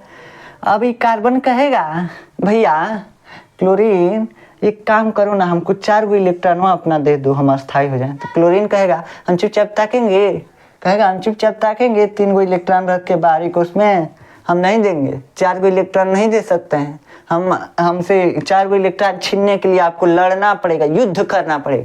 तो कार्बन कहेगा नहीं नहीं, हम लड़ाकू विमान नहीं, हम लड़ेंगे नहीं। तो कहेगा तब क्या किया जाए?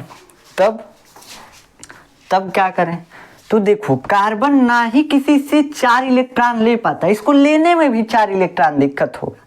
कैसे दिक्कत होगा? देखो ये क्लोरीन परमाणु है, क्लोरीन में 17 परमाणु में इलेक्ट्रॉन होते हैं और 17 ही प्रोटॉन होते हैं, मतलब प्लस माइनस खत्म हो जाता है। और जितना प्लस उतना माइनस, जितना प्लस उतना माइनस, इसलिए खत्म हो जाता है। दोनों एक दूसरे को खींचे रखते हैं, बैलेंस रहते हैं। अब मान लो प्लस अगर ज़्यादा हो जाए, प्लस अगर 18 हो जाए और इलेक्ट्रॉन 17 हो जाए, तो अब इलेक्ट्रॉन को और ज़्यादा ताकत के साथ प्रोटॉन खींचेगा, है ना। देखो यहाँ पे समझो, क्या हम समझा रहे हैं बाबू? समझो कि एक और 10 लोग लगे हुए हैं, दूसरी और 10 लोग, एगो रस्सी का खूब घुमाच के खींच रहे हैं, दोनों लोग खींच रहे हैं, कोनो दिक्कत नहीं है, खींच रहे हैं। रस्सी टूट जाएगा तब दिक्कत है, लेकिन ऐसे दिक्कत नहीं है ना। अब हम कहे कि नहीं, एक ओर से हम आदमी कम करते जा रहे हैं, तो हम क्या कहे, जैसे इलेक्ट्रॉन और प्रोटॉन 10-10 से दोनों एक दूसरे को समान बल से खींच रहे थे। अब इधर 10 आदमी है, इधर 10 आदमी है, कहें कि नहीं इधर से एक आदमी कम कर दिए तो इधर वाला बल ज़्यादा हो जाएगा कि नहीं हो जाएगा? हो जाएगा। तो ये थोड़ा ताकत के साथ खींचने लगेंगे सब। सेम वैसे ही कहे ना, अब 9 नहीं 8 हो, ऐसे कम करते गए, जितना ही कम करेंगे इधर का बल उतना ही मजबूत होता जाएगा। अब इन आदमियों को छुड़ाना मुश्किल होता जाएगा, ये आदमी मुश्किल में पड़ जाएंगे।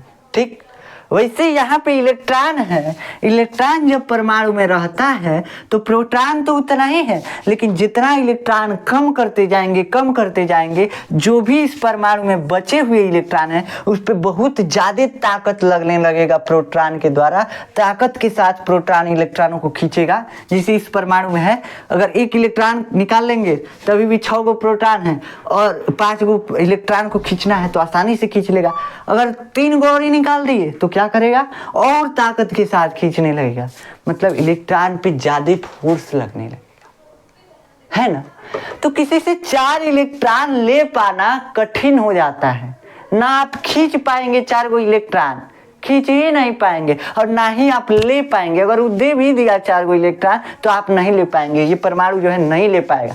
काहे नहीं ले पाएगा? इसका कारण है, इसका भी कारण है। क्या कारण है? तो देखो इलेक्ट्रॉन जो है इस पे माइनस चार्ज, प्रोटॉन जो है इस पे प्लस चार्ज, है ना। तो प्लस प्लस जो होते हैं आपस में धक्का देते हैं और माइनस माइनस भी आपस में धक्का देते हैं। जब समान चार्ज होता है, जब समान आवेश होता है तो एक दूसरे को धक्का देते हैं सब। जब समान आवेश होता है तो रिपल्सन होता है, रिपल्सन फोर्स लगता है, एक दूसरे को धक्का देंगे, है ना। तो ऐसे ही सेम यहाँ पे हो रहा है। इलेक्ट्रॉन क्या है? समान अगर चार्ज रहेगा तो धक्का धक्का। अब देखो समान चार्ज मतलब धक्का। अब मान लो हम 4 इलेक्ट्रॉन लाए, क्या किए? 4 इलेक्ट्रॉन लाए और ये दोनों फोर्स बैलेंस है, दोनों फोर्स बैलेंस है, परमाणु के नाभिक के और इलेक्ट्रॉनों के बीच का फोर्स बैलेंस है, दोनों एक दूसरे को खींच रखे हैं सब, ये इलेक्ट्रॉन चक्कर आ रहा है, ठीक है, कोई दिक्कत नहीं है, परमाणु बना हुआ है।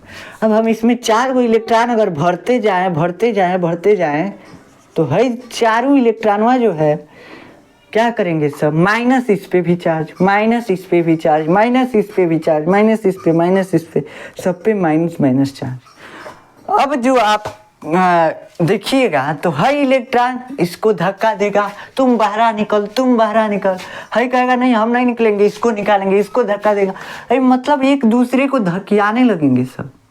और जब धक्का देंगे सब एक दूसरे से तो कोई ना कोई इलेक्ट्रॉन निकल के बाहर चला ही जाएगा, है ना, कोई ना कोई इलेक्ट्रॉन निकल के बाहर चला ही जाएगा। और जब कोई ना कोई इलेक्ट्रॉन बाहर चला गया मतलब कि इसका स्थायित्व खत्म, अब कपार पीटो, अब क्या करें, तो अब कुछ नहीं कर सकते हो बाबू, 4 गो इलेक्ट्रॉन इसमें भर नहीं सकते, 4 गो इलेक्ट्रॉन किसी से ले नहीं सकते, पहले तो ले ही नहीं सकते, अगर कहीं से मिल भी गया तो इसमें भर नहीं सकते, है ना। अब क्या करें, भरे तो भरे कैसे, आप कहेंगे कि क्या दिक्कत है भाई, हम इसमें दूसरे कोर्स में 8 गो भरते, 8 गो भर दिए, अभी तक 8 गो भर रहे थे तो नहीं रिपल्सन हो रहा था, अब रिपल्सन होने लगा, कहेंगे, है ना, हम जानते हैं आप कहेंगे। तो अब देखो बाबू, जौनी परमाणु में आप 8 गो इलेक्ट्रॉन भर रहे थे, जैसे हम मान लो नियान को ले लेते हैं, नियान के परमाणु में क्या कर रहे थे, पहला कोष में 2 गो इलेक्ट्रॉन था और दूसरा कोष में 8 गो था, ठीक है, मानते हैं आप 8 गो भर रहे थे, आप वो सही कह रहे हैं, कोनो दिक्कत नहीं है, 8 गो इलेक्ट्रॉन भरते हैं, भर सकते हैं। अब कहें अब धक्का फोर्स लगने लगा, अब यहाँ पे नहीं लग रहा था, लग रहा था यहाँ पे भी, लेकिन अब ये जो इलेक्ट्रॉन एक दूसरे को धक्का दे रहे थे ना, तो एक दूसरे को निकालने की कोशिश कर रहे थे परमाणु से, लेकिन पहले प्रोटॉन कितना था ये भी ध्यान दो, प्रोटॉन 10 गो था, तो 2 गो प्रोटॉन इस 2 गो इलेक्ट्रॉन को खींच ले रहा है और बचा 8 गो प्रोटॉन, तो ये 8 इलेक्ट्रॉन को खींच रहा है, मतलब बल बैलेंस है, पहले भी धक्का लग रहा था लेकिन ये प्रोटॉन कह रहा था हम काहे निकलने देंगे, तुम कितनों धकियाओ हम इन सबको नहीं निकलने देंगे, अपने पास रखेंगे, काहे से कि प्रोटॉन का बल पहले बराबर था, सबके बराबर था, है ना। देखो यहाँ पे क्या है, कार्बन में प्रोटॉन तो 6 गो रहता है, कार्बन का परमाणु क्रमांक 6, प्रोटॉन 6 गो, 6 गो इलेक्ट्रॉन को खींचने की शक्ति है। अब इसमें 4 गो और एक्स्ट्रा भरोगे तो और इलेक्ट्रॉन में सब धकिया में बाहर निकाल देंगे। इसमें 10 गो प्रोटॉन है, 10 गो इलेक्ट्रॉन खींच सकता है, 10 गो इलेक्ट्रॉन को खींच सकता है, 1 गो 2 गो अधिक आ जाएगा तभी भी तनी सही लेगा, बल सही लेगा, समझ सकते हैं, ठीक, 1 गो 2 गो आता तो ठीक रहता, लेकिन यहाँ पे एक के बार 4 गो तुम उसमें इलेक्ट्रॉन को धकेलोगे तो दिक्कत नहीं होगा, भाई प्रोटॉन कितना बल लगाएगा, 6 गो है और इसमें 10 गो इलेक्ट्रॉन भर दिए, 4 गो अधिका भर दिए तो नहीं ना चलेगा ऐसे, तो इसे नहीं चल पाता है। इस परमाणु में कार्बन में हम 4 इलेक्ट्रॉन भर भी नहीं सकते हैं, किसी परमाणु से 4 इलेक्ट्रॉन ले भी नहीं सकते हैं, इसलिए साझेदारी का इसमें बंध बनता है, इसमें हरदम सहसंयोजन बंध बनता है, ठीक। यहाँ पे क्या हुआ, यहाँ पे 10 प्रोटॉन था, 10 इलेक्ट्रॉन था, कोनो दिक्कत नहीं था, रिपल्सन यहाँ पे भी हो रहा था, लेकिन रिपल्सन जी देखिए जो निकालने की कोशिश कर रहा था इसको इलेक्ट्रॉन को ना, प्रोटॉन तुरंत खींच ले रहा था, खींच ले रहा था, बस आ जा रहा था इलेक्ट्रॉन, कोई दिक्कत नहीं था, बल लग रहा था, लेकिन प्रोटॉन का भी बल उतना मजबूत था। यहाँ प्रोटॉन का बल कमजोर पड़ गया है और इलेक्ट्रॉनों का बल ज़्यादा हो जा रहा है, जिसकी वजह से ये इलेक्ट्रॉन बाहर निकल जाएंगे सर, और ये स्थायित्व नहीं प्राप्त कर पाएगा। अब क्या करें, तो अब चलिए अब हम इसका सहसंयोजन आबंध बनाते हैं। अब सहसंयोजन आबंध के लिए भी किसी परमाणु से 4 इलेक्ट्रॉन निकालना कठिन है कि नहीं। सहसंयोजन बंध के लिए अगर कोई मान लीजिए कि ये कार्बन है, कार्बन के पास बाहरी कोष में 4 इलेक्ट्रॉन, कहेगा दूसरा कार्बन आएगा कहेगा कि भाई तुम 4 गो इलेक्ट्रॉन अपना दो और हम भी अपना 4 गो इलेक्ट्रॉन देते हैं, बंद बनाते हैं, कहेगा ना हम लोग दोनों लोग 4 गो इलेक्ट्रॉन में निकाल नहीं पाएंगे, कहते कि प्रोटॉन का बल धीरे धीरे मजबूत होता जाएगा, कैसे निकालेंगे, तो 4 का बंध नहीं बन पाता है, इसीलिए यहाँ पे हम ट्रिपल बॉन्ड तक बनाए हैं, चौथा नहीं बनाया है, इसीलिए कहते कि 4 इलेक्ट्रॉन कभी परमाणु निकाल ही नहीं सकता है, निकाल ही नहीं पाएंगे आप, तो बंध कैसे बनाएंगे, गड़बड़ा जाएगा। तो कभी भी ट्रिपल बॉन्ड तो बन सकता है, सिंगल बॉन्ड तो बन सकता है, डबल बॉन्ड तो बन सकता है, 4 गो बंध नहीं बन सकता। 4 गो इलेक्ट्रॉन का ना तो साझेदारी होगा, ना कोई परमाणु 4 गो इलेक्ट्रॉन दान कर सकता है। यही होता है लॉजिक।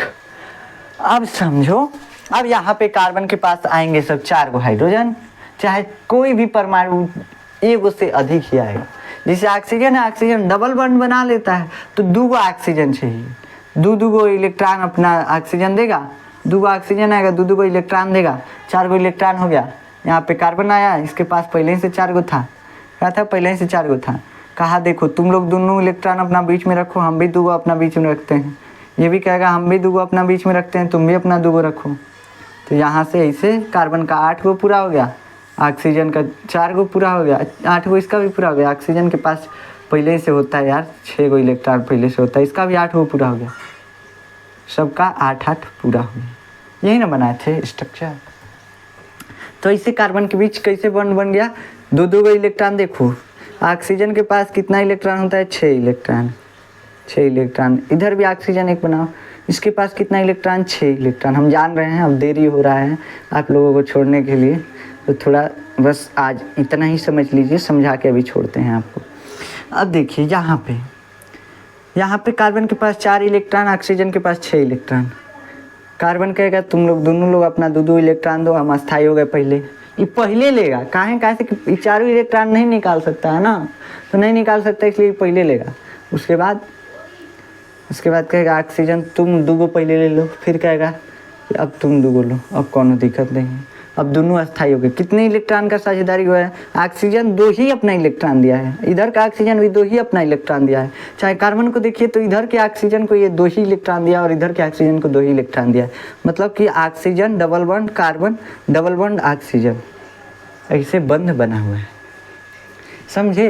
तो ऐसे बॉन्ड बनता है।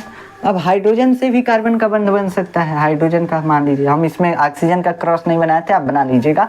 लुईस संरचना में क्रॉस बनाना अनिवार्य होता है अगर अलग परमाणु ले रहे हैं। एक क्रॉस बनाइए, एक डॉट बनाइए। तो यहाँ पे हाइड्रोजन क्रॉस से हो गया। अब इसका हम कार्बन का इलेक्ट्रॉन ऐसे लिख देते हैं, थोड़ा सुविधा होगा हमको लुईस स्ट्रक्चर बनाने में। ये है लुईस स्ट्रक्चर जो हम अभी बना रहे हैं। ये हाइड्रोजन के पास 1-1 इलेक्ट्रॉन है और कार्बन के पास 1-1। कहेगा हाइड्रोजन तुम हमको 1 दो, है कहेगा हमको 1 दो, है कहेगा हमको 1 दो, है कहेगा हमको 1 दो, सब अस्थाई हुए। कहेगा सब तुम ही लोग लोगे, सब अपना अपना 1-1 दो, अस्थाई हम भी हो जाए, तो सब अस्थाई हो गए। अब कितने कितने इलेक्ट्रॉन का शेयरिंग हुआ हर परमाणु के बीच, तो 1-1। Carbon single bond hydrogen, carbon single bond hydrogen, carbon single bond hydrogen, carbon single bond hydrogen. ये बन गया स्ट्रक्चर। ये है कार्बन का बंध बन गया। ऐसे ही आप यहाँ पे कार्बन कार्बन के बीच भी बना सकते हैं, लेकिन कार्बन कार्बन के बीच ध्यान रखिएगा 3 गो इलेक्ट्रॉन से ज़्यादा शेयरिंग मत कीजिएगा। 3 गो इलेक्ट्रॉन से ज़्यादा कभी शेयरिंग नहीं होता है, ना कभी दान होता है। 3 गो इलेक्ट्रॉन से ज़्यादा बस शेयरिंग मत कीजिएगा। अभी हम इसको नेक्स्ट लेक्चर में इसको हम डिस्कस करेंगे। अब देखिए कैसे इसको बस थोड़ा सा और रुक जाइए, बस इसको डिस्कस करते हैं आपके सामने। देखिए कार्बन और कार्बन के बीच कैसे बंध बनता है। 4 कार्बन है, 4 कार्बन के पास इलेक्ट्रॉन है, तो हो सकता है कार्बन और कार्बन मिलकर के डबल बॉन्ड बना सकते हैं। कैसे, ये कहेगा अपना इलेक्ट्रॉन हम 2 गो रखते हैं, ये कहेगा 2 गो रखते हैं। ये दोनों क्या करेंगे, लेकर के अस्थाई नहीं होंगे। काहे नहीं होंगे, तो देखो अभी भी 2 2 4 2 6 इलेक्ट्रॉन, अभी भी 2 2 4 2 6 कहेंगे सब, और ही किसी से हम लोगों को बंध बनाना पड़ेगा। तो मिलेंगे सब, मान लो ऑक्सीजन से मिल गए, चाहे 2 गो हाइड्रोजन से मिल गए, 2 गो हाइड्रोजन से मिल गए, तो 2 गो हाइड्रोजन से मिलेंगे तब बंध बन जाएगा। यहाँ से 1-1 कार्बन 2 हाइड्रोजन से मिल गए, यहाँ से 1 कार्बन से ये हाइड्रोजन बंध बना लिया, ये कार्बन से ये। अब सबका देखो, सबका 8-8 पूरा होगा।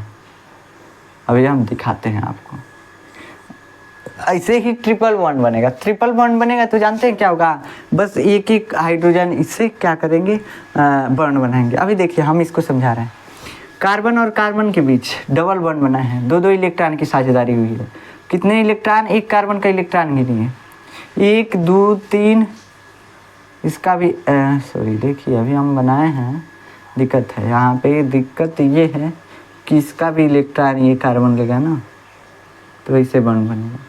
और ये कार्बन भी इसका हाइड्रोजन लिए हैं सब, हाइड्रोजन इनके इलेक्ट्रॉन लिए हैं सब, तो ये कार्बन भी इसका इलेक्ट्रॉन मिलेगा ना ऐसे। अब देखिए, अब हम गिनवाते हैं इलेक्ट्रॉन। इस कार्बन के पास 1 2 3 4 4 इलेक्ट्रॉन, ये 4 2 6 और 2 8। इसके पास देखो तो 2 2 4 2 6 2 8। इसके पास भी हाइड्रोजन का गिन लीजिए 1 2 1 2 1 2 1 2, सबका सब अस्थाई हो गया। अब इसके बीच बॉन्डिंग कैसे हुई है तो देखो, कार्बन और कार्बन के बीच 2 2 इलेक्ट्रॉन की साझेदारी हुई है। हाइड्रोजन और कार्बन के बीच 1 1 की, हाइड्रोजन और कार्बन के बीच 1 1 की, कार्बन कार्बन के बीच 1 1। कहाँ से की 2 2 इलेक्ट्रॉन की साझेदारी।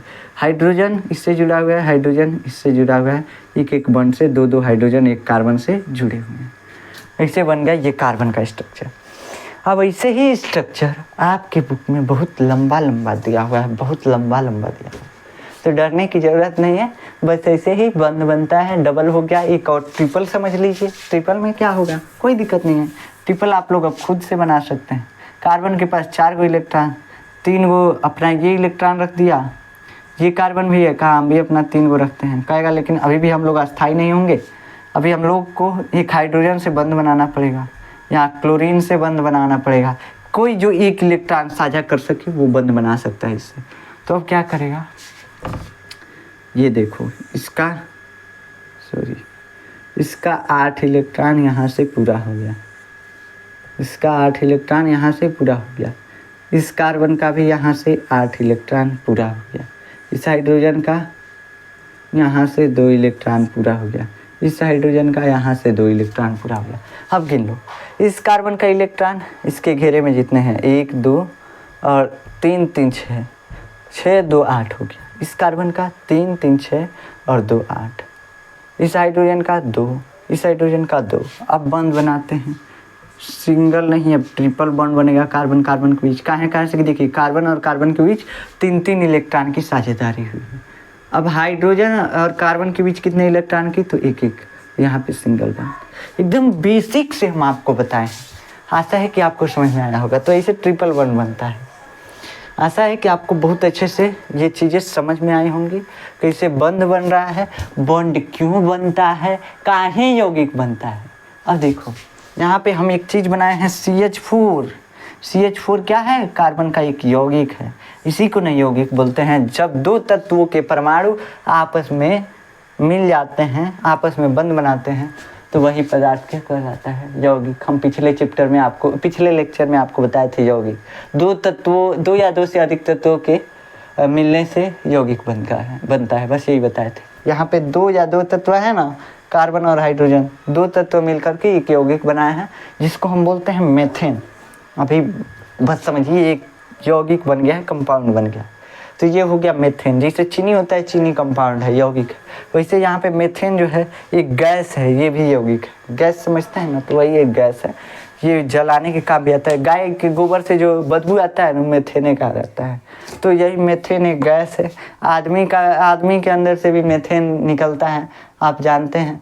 तो ये मतलब मेथेन गैस है। कैसे बनता है, इसका स्ट्रक्चर भी आप समझ गए होंगे। अगर आपको इसका नोट्स चाहिए तो आप जाकर देखेंगे, डिस्क्रिप्शन में आपको नोट्स मिल जाएगा, PDF नोट्स मिल जाएगा आपको, हैंड रिटेन नोट्स होगा जो। लेकिन आप यहाँ से लिखेंगे तो ज़्यादा बेटर रहेगा। आप जा करके वहाँ से डाउनलोड, इस लेक्चर का डाउनलोड कर लीजिएगा अगर आपको ज़्यादा दिक्कत है तो इस लेक्चर का डाउनलोड कर सकते हैं। लेकिन लिखिएगा ज़रूर इसको और प्रैक्टिस कीजिएगा। तो मिलते हैं नेक्स्ट लेक्चर में। अब हम भी थक गए हैं, तो मिलते हैं नेक्स्ट लेक्चर में। तब तक के लिए जय हिंद।